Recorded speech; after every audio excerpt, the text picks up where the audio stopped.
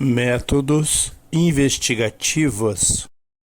Foi em 1854 que o Sr. Rivail ouviu pela primeira vez falar nas mesas girantes, a princípio pelo Sr. Fortier, magnetizador com o qual mantinha relações. O Sr. Fortier lhe disse um dia: "Eis aqui uma coisa que é bem mais extraordinária. Não somente se faz girar mesas, magnetizando-as, mas também se pode fazê-las falar. Interroga-se e ela responde." A primeira vez que testemunhou o fenômeno das mesas girantes, e isso em condições tais que a dúvida não era possível, foi em maio de 1855, na casa da sonâmbula Sra. Roger. Aí viu alguns ensaios muito imperfeitos de escrita mediúnica em uma ardósia com o auxílio de uma cesta. Entreviu, sob essas aparentes futilidades e divertimentos, que com esses fenômenos se fazia alguma coisa de sério e como que a revelação de uma nova lei que prometeu a si mesmo aprofundá-la. Frequentou semanalmente na casa do Sr. Baldwin as sessões às quais foi muito assíduo. Foi aí que fez os primeiros estudos sérios de espiritismo, menos por efeito de revelações que por observação. Aplicou essa nova ciência, como até então o tinha feito, o método da experimentação.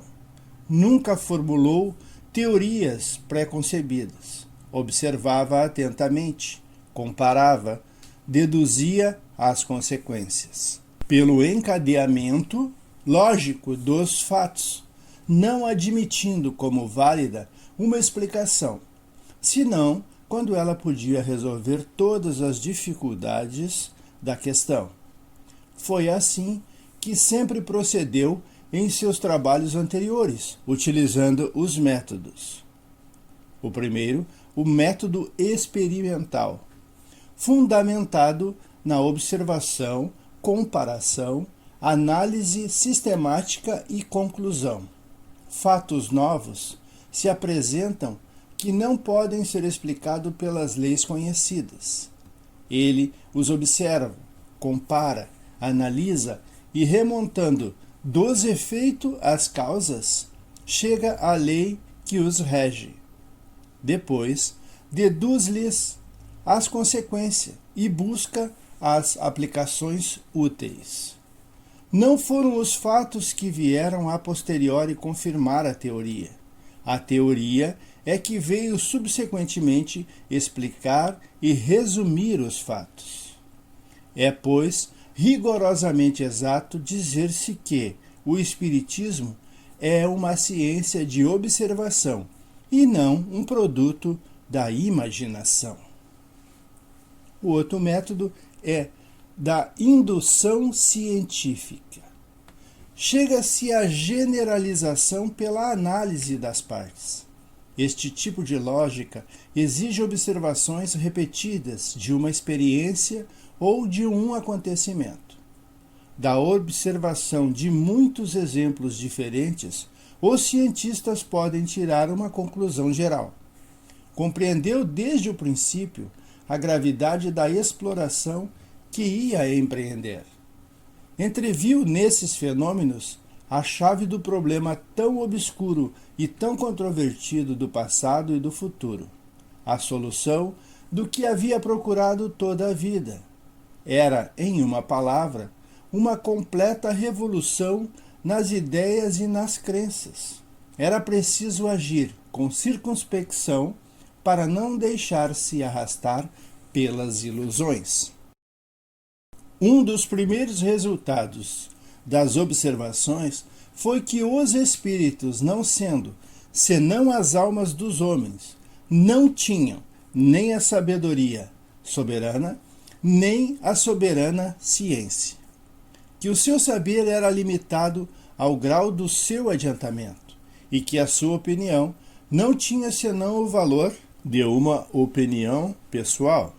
Esta verdade, reconhecida desde o começo, evitou o grave perigo de crer na sua infalibilidade e preservou de formular teorias prematuras sobre a opinião de um só ou de alguns. Só o fato da comunicação com os espíritos, o que quer que eles pudessem dizer, provava a existência de um mundo invisível, era já um ponto capital. Um imenso campo franqueado às nossas explorações, a chave de uma multidão de fenômenos inexplicáveis. O segundo ponto, não menos importante, era conhecer o estado desse mundo e seus costumes, se assim nos podemos exprimir. Cedo, observou que cada espírito, em razão de sua posição pessoal e de seus conhecimentos, desvendava-lhe uma fase desse mundo.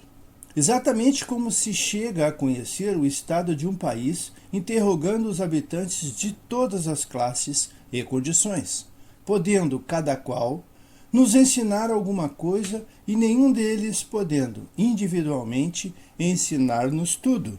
Nas sessões em casa do Sr. Baldwin, propõe resolver os problemas que lhe interessavam sob o ponto de vista da filosofia, da psicologia e da natureza do mundo invisível.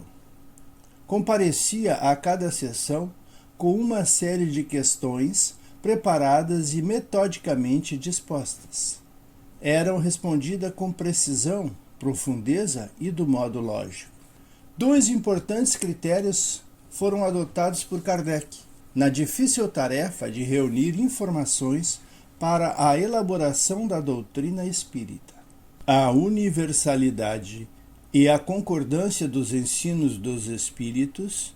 Este critério, com o suporte do uso da razão e do bom senso, da lógica rigorosa, emprestam à doutrina espírita força e autoridade.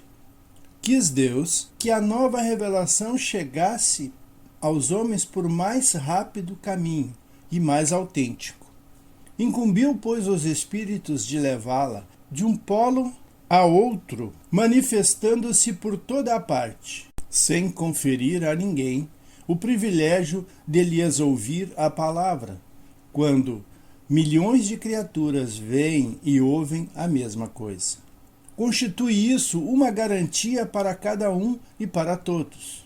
Buscar o parecer da maioria é tomar por guia a opinião desta. A garantia existe para o ensino dos espíritos, a concordância que haja entre as revelações que eles façam espontaneamente, servindo-se de grande número de médiuns, estranhos uns aos outros e em vários lugares.